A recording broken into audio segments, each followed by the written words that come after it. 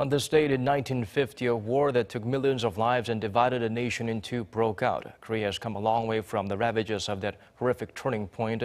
We take a time to remember that freedom is not free. Roon-hee takes a look back at the dark events that unfolded right after Koreans endured decades of oppression. After Japan's defeat in World War II, the Korean Peninsula was liberated from colonial rule. But that didn't mean a free and independent Korean state. The Soviet Union occupied the north of the country and the U.S. took the south, dividing Korea along the 38th parallel. In 1948, the South and North formed governments that were ideologically opposed, and each rejected the legitimacy of the other.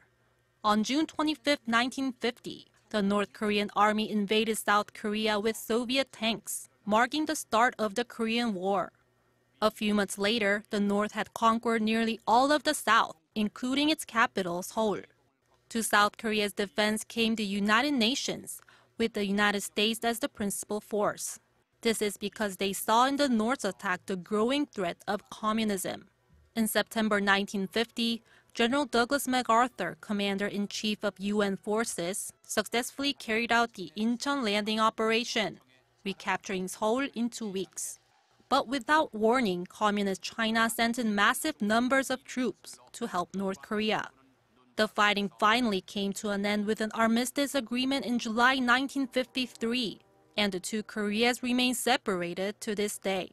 Estimates vary, but a report by South Korea's defense ministry suggests the conflict resulted in the deaths of more than 130,000 South Korean troops and nearly 38,000 fighting under UN command, the vast majority of them Americans.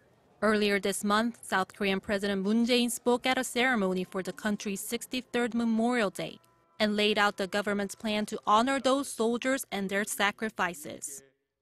한국전쟁에서 전사한 군인과 경찰의 유해 발굴도 마지막 한 분까지 계속해 나갈 것입니다.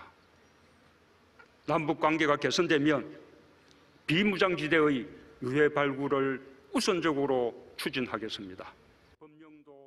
Roon-hee, Arirang News.